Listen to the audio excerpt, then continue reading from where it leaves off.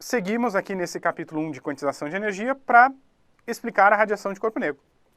A radiação de corpo negro significa que todo corpo emite radiação eletromagnética, cujas frequências e intensidades dependem da temperatura. E aí a gente viu onde que esses fenômenos aqui estão associados, como por exemplo estufas elétricas, fornos elétricos, lareira, né, o fogo e tudo mais.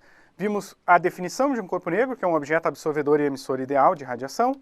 Então aí vimos como que são os gráficos de emissão de radiação, né, o espectro, o gráfico do espectro de radiação emitida por um corpo devido à sua temperatura vai seguir essa sequência aqui. Aí falamos sobre isso, sobre diferentes temperaturas, esse gráfico vai ter uma diferente altura aqui. Além disso, o pico da máxima emissão de energia aqui associada ao espectro de emissão de um corpo vai se dar numa determinada posição que, conforme se aumenta a temperatura, essa posição vai avançando para comprimentos de ondas cada vez menores. Então, o topo aqui do morrinho, o topo do gráfico, né, o máximo desse gráfico aqui, ele vai se deslocando para comprimentos de ondas cada vez menores. Aí nós temos duas leis que a gente precisa saber para as provas da radiação de corpo negro, que é a lei de Stefan-Boltzmann, que relaciona a intensidade total de radiação térmica, a radiância total de um corpo, com uma relação direta com a quarta potência da temperatura. Então a gente modifica um pouquinho a temperatura, modifica um monte, né, modifica muito a quantidade de energia total emitida. Essa quantidade de energia total, dada por uma constante de Stefan-Boltzmann, tá, que é esse valor aqui, é a área abaixo da curva. Então a gente aumenta um pouquinho a temperatura, a gente aumenta um monte essa curva aqui e a área abaixo dela aumenta proporcional à quarta potência da temperatura, tá? Então a área abaixo da curva é a intensidade total de energia emitida, que é esse resultado aqui, tá? Que é esse resultado. Beleza. Aí nós vimos também a lei do deslocamento de Wien. A lei do deslocamento de Wien relaciona o comprimento de onda da máxima emissão inverso com a temperatura, ou seja, a gente aumenta a temperatura, vai andando com o pico daquele gráfico, ele vai andando para comprimentos de ondas cada vez menores e vice-versa. Esse CW é a constante de Wien, que é aproximadamente aí a 3×10⁻³ metro Kelvin. Certo? É isso, aí conforme vai aumentando a temperatura, esse comprimento de onda aqui do pico, ele vai andando para comprimentos de ondas cada vez menores, ou seja, para frequências cada vez maiores. Tá? Beleza, aí resolvemos exercícios sobre isso, calculamos temperaturas de estrelas a partir dessas leis. Tá? Tá aí, a estrela mais brilhante é aquela que emite mais energia total, e ela então vai ter um comprimento de onda máximo, já que ela tem maior temperatura, vai ter um comprimento de onda máximo menor. E foi isso que a gente analisou. A gente viu então que a partir do gráfico ali, ó, aqui, que espica era a que tinha um pico, né, num comprimento de onda menor. Então ela é a de mais alta temperatura e a mais brilhante. Tá? E emite maior quantidade de energia. Aplicamos a lei de Wien com os dados da questão para calcular a temperatura do Sol. Olha aí, 5.800 Kelvin, perto aí de 6.000 graus Celsius. Beleza. É isso. Resolvemos exercício sobre isso. Depois, nós falamos sobre o efeito fotoelétrico. Então, o efeito fotoelétrico, o Max Planck ele conseguiu resolver o problema da radiação de corpo negro utilizando essa ideia da quantização de energia. Então, Max Planck é o grande pai da mecânica quântica. É o cara que deu o pontapé inicial ali das ideias que foram se consolidando depois e que foram sendo utilizadas por Einstein, por exemplo, para explicar o efeito fotoelétrico e por aí por diante. Tá? Então, o efeito fotoelétrico nada mais é do que jogar ondas eletromagnéticas em cima de um material e arrancar elétrons desse material. Aí nós vimos que as observações experimentais nos mostravam que o efeito era praticamente instantâneo, então quando ele acontecia na hora, arrancava elétrons na hora. Arrancar elétrons dependia da frequência, mas não da intensidade. Isso era bizarro, isso aqui já não estava de acordo com a teoria da ondulatória clássica. E a energia do elétron arrancado era proporcional à frequência da radiação incidente e não da intensidade, não da quantidade de radiação incidente. Então isso é doido, porque aqui o Einstein só conseguiu explicar esse fenômeno a partir dessa ideia do fóton e que cada fóton, cada quantum de luz, cada pacotinho de luz tem uma energia que é proporcional à frequência.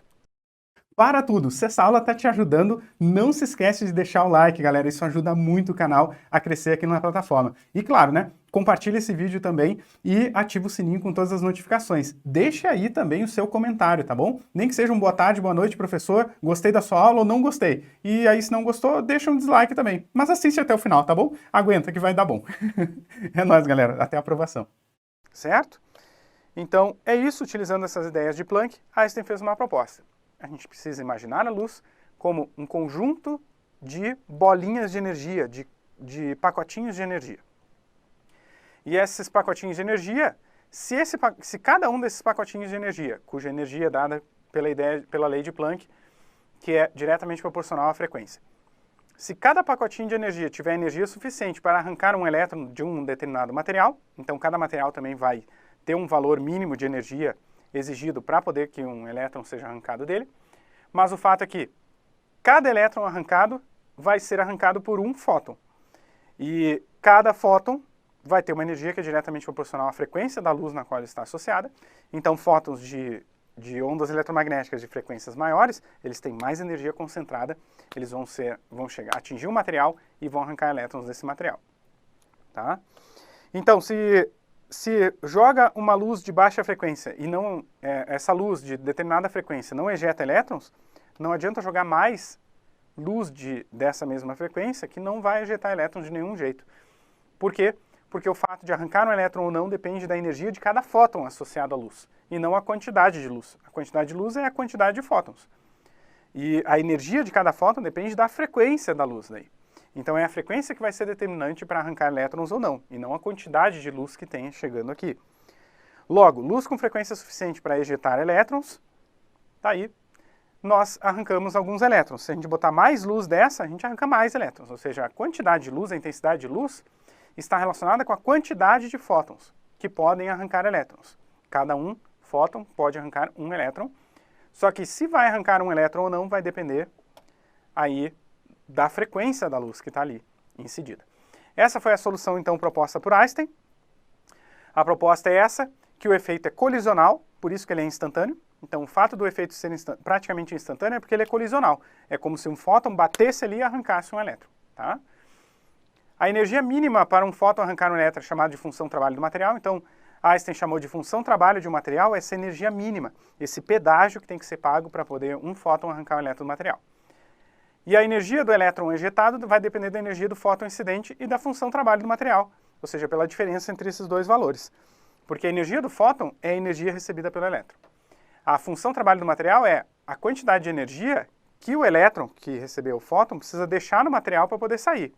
Então, se a energia do fóton incidente for menor do que a função trabalho do material, o fóton chega ali, o elétron recebe aquele fóton, mas ele não consegue pagar a função trabalho do material, então ele devolve esse fóton. Ele reflete o fóton e não é arrancado. Não acontece o efeito fotoelétrico. Agora, se a energia de um fóton for igual ou maior que a função trabalho do material, então a gente já vai ter um excedente, de repente, de energia, que é a energia cinética do elétron ejetado.